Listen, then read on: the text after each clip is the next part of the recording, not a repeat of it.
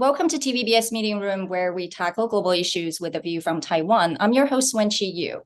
The Council on Foreign Relations recently released a task force report on US-Taiwan relations in a new era.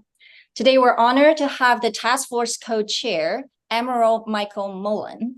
He's a former chair of the Joint Chiefs of Staff, the highest-ranking military officer and advisor to the U.S. president from 2007 to 2011. Welcome, Admiral. Good to be with you, Wenqi. I want to begin by saying I wish we had a lot more time to talk about your incredible 4 decades of military service, from the wars in Iraq and Afghanistan to the killing of Osama bin Laden. But today, we're going to focus on Taiwan, US, and the Indo-Pacific region, a growing challenge with a more assertive China. The CFR report assumes the status quo across the Taiwan Strait is unsustainable, primarily because of Xi Jinping's desire to take over Taiwan. And China says the opposite. It says it is the US and Taiwan that are changing the status quo. How do you respond to that? I think that's the essence of the challenge right now. In many ways, we're just talking by each other. And that's what part of what we hope this report would do, would stimulate an engagement across a host of issues inside this very, very complex issue that is Taiwan. And you mentioned my service. You know, I've actually spent quite a bit of time in the Pacific, but I visited Taiwan in March of last year. It's the first time I'd been there since 1970. And when I was in the chairman's job from 2007 to 11, you know, I didn't spend any time on Taiwan. It wasn't that it wasn't a significant issue. It just wasn't on the plate because we had the wars in Iraq and Afghanistan and a pretty significant terrorist threat, as you've indicated. That said, I believe now it is the center mass, if you will, the most significant issue between the U.S. And China. And I think that relationship is the most important relationship in this century. And I think it will continue to be driven mostly by the fact that these are the two largest economies in the world. And it appears, because we're talking past each other, to be getting worse and worse. And Taiwan is at the center of that. That's one of the reasons I agreed to co-chair this task force, so I could understand the issue in much more detail, which I think I do now, understand its incredible complexity, and try to depict in the report where we are and the danger that is there if the two leaders in these countries don't engage each other in a way to settle this out in a peaceful way. Well, I think, as you said, status quo is at the essence of the issue, right? In China's mind, the status quo is temporary and has to lead to unification. However, as we know, peaceful unification seems less likely day by day. So if the status quo becomes a permanent separation, however you call it, and if the People's Liberation Army continues to grow its capabilities, do you think China will make the military move? At some point in time, I suspect they will. Certainly with this leader, different from his predecessors, this leader being Xi Jinping, has made it pretty clear that we cannot continue specifically along the lines of where we've been. And China's been much more aggressive, actually in every sphere. The military moves get an awful lot of publicity, but China's been very aggressive and active in isolating Taiwan economically, diplomatically, politically, as well as militarily. The military operations are much more aggressive. It was my view when I visited Taiwan, and I still, even after studying this now for many months, is China has, in its coercive actions, has really imbalanced the area and the region. And we need to get back to a more balanced perspective. I think it's really important to emphasize from the U.S. perspective that the one China policy is still the policy. The whole goal of this is to see China and Taiwan reconcile this issue and do it in a peaceful way. Our President Biden's been pretty clear, even though his words have been pulled back, that he's going to be there to support Taiwan. President Xi has been pretty clear in his words to get his military ready by 2027. Essentially, this can no longer be passed on to his relief. He needs it to achieve the quote unquote Chinese rejuvenation. And I think we underestimate the significance, particularly we in America, underestimate the significance of history here. China went through a very bad time over 100 years ago. And this is almost, to listen to Xi Jinping, this is almost the last piece of the puzzle, if you will, to rectify that very, very bad time. So all that's very serious. Those are very serious concerns that Xi Jinping and other Chinese leaders have focused on. The main focus from our perspective is whatever the resolution, it needs to be done peacefully. One other point that is really significant is the context, and I hope people will read this report, because the context has changed so much over the last 50 or 60 years. And that, including the idea that independence is important for the Taiwanese people, that democracy is important for the Taiwanese people, that Taiwan is a booming economy centered on the semiconductor industry, not just for Taiwan or for China or the US, but for the world. So lots of things have changed from when this policy was originally put in place, which makes it that much more critical that these issues be resolved peacefully. Well, I'm glad that you said the context has changed so much, right? We know the sort of cornerstone of US-Taiwan relations, it's really based on the Taiwan Relations Act, which was, almost 40 years ago, or actually more than 40 years ago. Right. And so China has changed a lot. Taiwan has changed a lot. The US has changed a lot. And so, certainly I think all sides are right to say the other sides are not sticking to the principles that were agreed upon 4 decades ago or even later. Now, the Chinese ambassador Xie Feng said during his interview at Aspen Security Forum just a few days ago that Taiwan is a non-negotiable issue. Quote unquote, he says, it's like a gray rhino charging at us. He meant the US-Taiwan policy, and he expressed his concern about how much pro-separatist rhetoric from some Taiwanese leaders was influencing American leaders. Here we see again, China is framing Taiwan as advocating for separation or independence. To be honest, this is very likely to be the justification for any Chinese military move toward Taiwan. And so if China perceives support for Taiwan's status quo as support for Taiwan's permanent separation or even independence, what else can be done to secure Taiwan? Are we just buying time?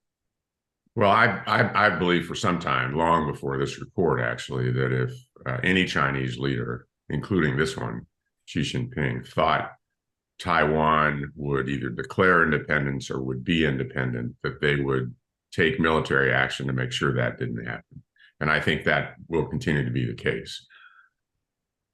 Based on my trip out there a year ago, March, I was reminded, because I hadn't been there in so long, there's a lot of politics in Taiwan as well. Right. And President Tsai Ing-wen of the DPP has certainly leaned in the direction, the independent direction, for Taiwan. There is an election in January, and the current leader in terms of the DPP is Vice President Lai, has been pretty vocal about moving in the independence direction as well. He hasn't declared it, but he's moved in that direction. And it really is important for Tsai Ing-wen as well as Lai to be very careful about their rhetoric, because it's a very dangerous situation and it could trip it. We haven't and shouldn't be. We, the U.S., have not been involved in Taiwanese elections and who gets elected. That really is up to the Taiwanese people, and that's really what democracy is all about. So any leader, whether it's from the KMT or from the DPP, every leader has to be very careful about the rhetoric, clearly given the situation and the level of intensity that we're in right now, which could be very dangerous.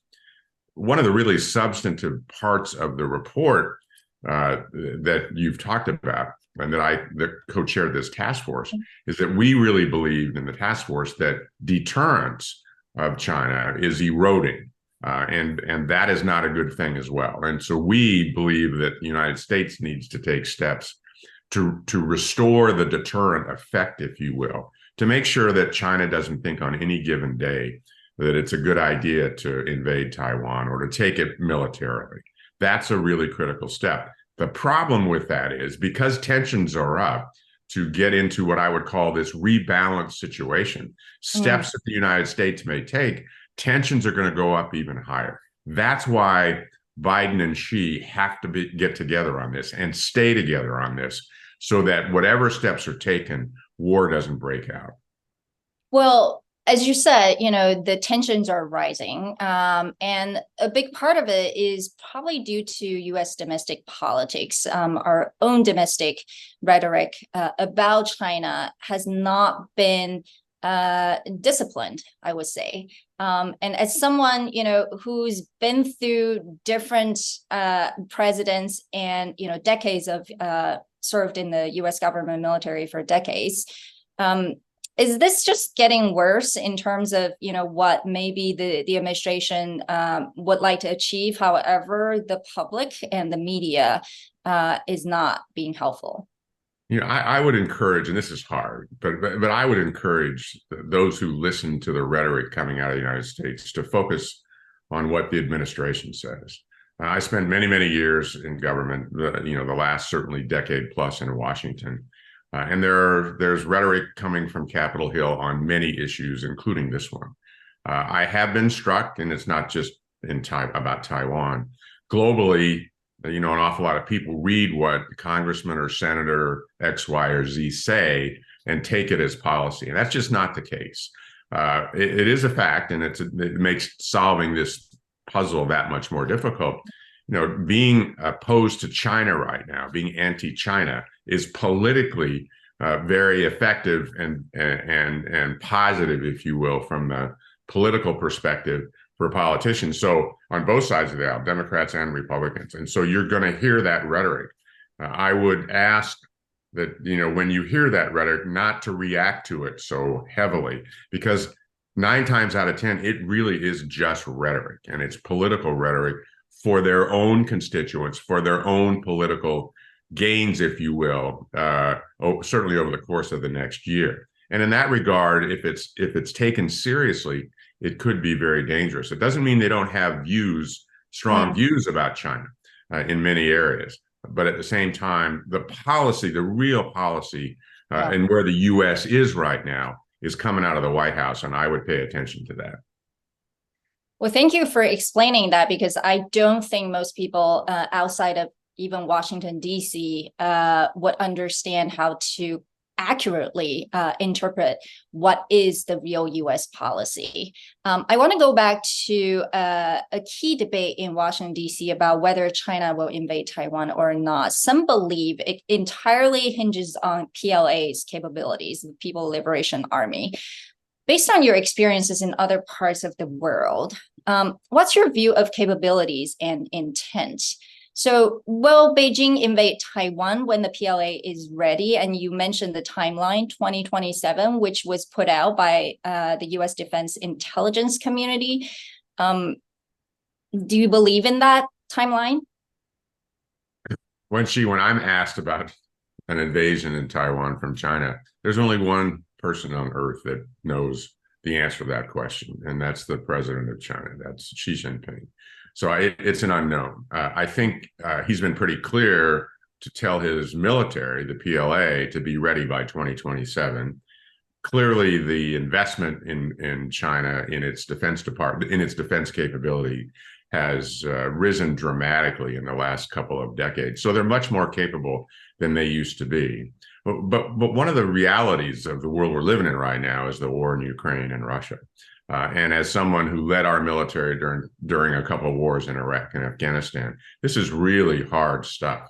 Rarely do we get it right. China hasn't fought a significant war, really, since 1953, even though there was one in Vietnam, over a very brief period of time.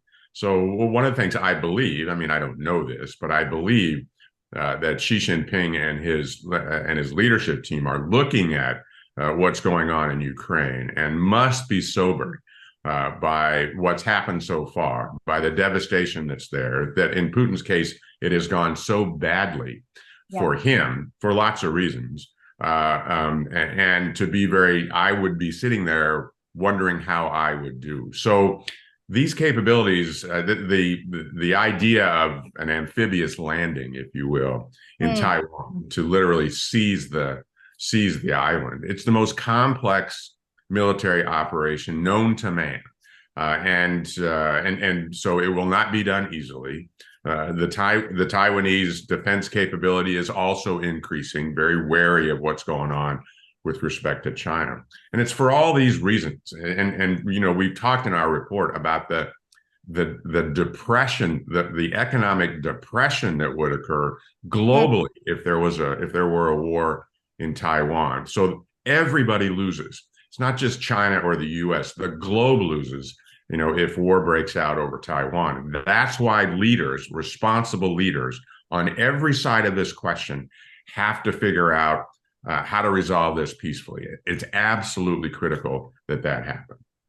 Yeah, I think, the consequences are going to be so great, much greater than the Ukraine-Russia war, that no one probably would take it lightly. But as we know, most of the wars happen, better than anyone else, not because of this, clear cut, I decide I am going to launch the war. Oftentimes it happens because of accidents. And so with both the US-led Western allies building up the defense and deterrence to protect Taiwan, and China doing the same, both in the name of defense rather than sort of, launching attacks, what mechanisms need to be in place to make sure and preempt any potential accidents? Well, this issue leads to the lack of communication between our militaries. Yes, absolutely. Recently, when Secretary Austin was in Shangri-La and at least shook General Lee's hand, which I thought was positive, and somewhat that, if that's where we are, in being positive, we got a long way to go. But my own experience is having the ability to pick up the phone and speak to each other in a crisis does a great deal to make sure that crisis doesn't spin out of control. There's a fairly long history here of China cutting off mill to mill. This last time it was cut off, it was as a result of Speaker Pelosi's visit last year to Taiwan. And I understand China doesn't want to do this because they don't want to, quote unquote, reward the United States. For me, this is not about a reward. This is a necessity to make sure we don't go to war. And I recognize even when we call each other, when communications are working, there has to be somebody there that can actually answer a question and that can make a decision. And we both have our own chains of command. Yeah. And I understand that. But there needs to, in a world that we're in right now, it needs to happen rapidly to making sure we de-escalate any situation. And China's recent actions, where one ship came very close to another ship, where a Chinese jet flew in front of one of our airplanes, those are really dangerous actions. I've spent a lot of time in my life in those kinds of situations. And you have to have skilled people making sure something really doesn't turn bad and somebody doesn't get killed in that kind of situation. Clearly, China has been very aggressive in the South China Sea in the last several years, built it up militarily against what Xi Jinping said he would do. So tensions are way up, and I think will continue to be up. From my perspective, the U.S. isn't going anywhere. And obviously China's not going anywhere. So we need to figure out how to operate in that part of the world, in a peaceful way without endangering lives. Establishing over a period of time, military to military communications to have these discussions, which we did throughout our time in the Cold War with the Soviets. We had multiple lines of communication open, is really critical. That's a learning. I'm not trying to win here. Yes. In terms of having communications, that's a learning from decades of being in a Cold War with the Soviet Union. And it really does work. So I hope we can figure out a way to make that happen without the U.S. gloating, because we wouldn't do this, that we have now established communications or somehow we won. It really is critical. And if we don't have mill-to-mill, we've got to have some other means of communication. Maybe it's state, maybe it's the foreign ministry to the State Department, but some way of talking to each other rapidly to de-escalate a situation that could spin out of control and result in a big war. Well, you clearly agree that communication and just to be able to explain to each other in terms of intent and with clarity is important. But a major part of U.S. policy toward Taiwan is actually strategic ambiguity, which is a long-held U.S. policy toward Taiwan. We know that the CFR task force couldn't come to a consensus on this point. What is your view, and can you kind of explain the various perspectives that were presented in the report?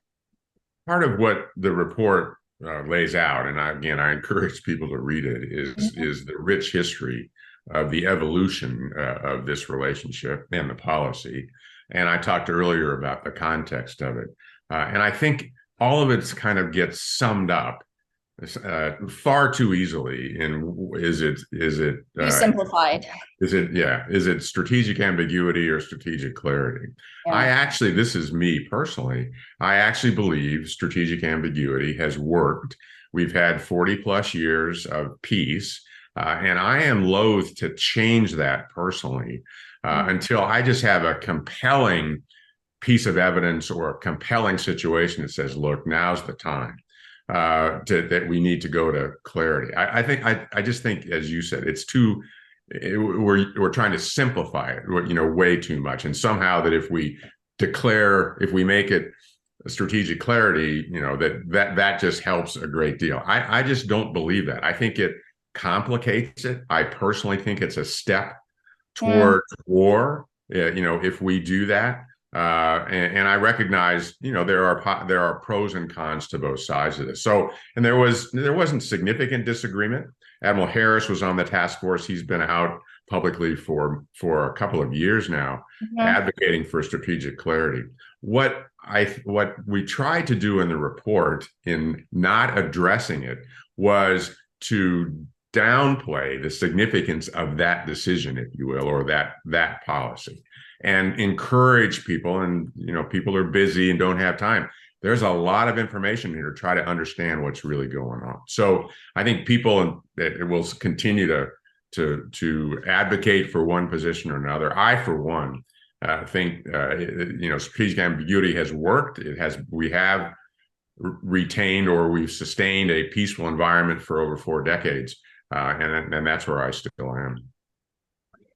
Well, most of your career was in the Middle East, another region of its own complexity and difficulty. So looking at the Indo-Pacific today, are the challenges similar or different? And are there lessons learned from the Middle East that could be applied to the current deadlock across the Taiwan Strait? The one lesson from the Middle East that I take away is war is really tough, and it doesn't oftentimes generate the outcomes that you want. So you need to be pretty careful about that.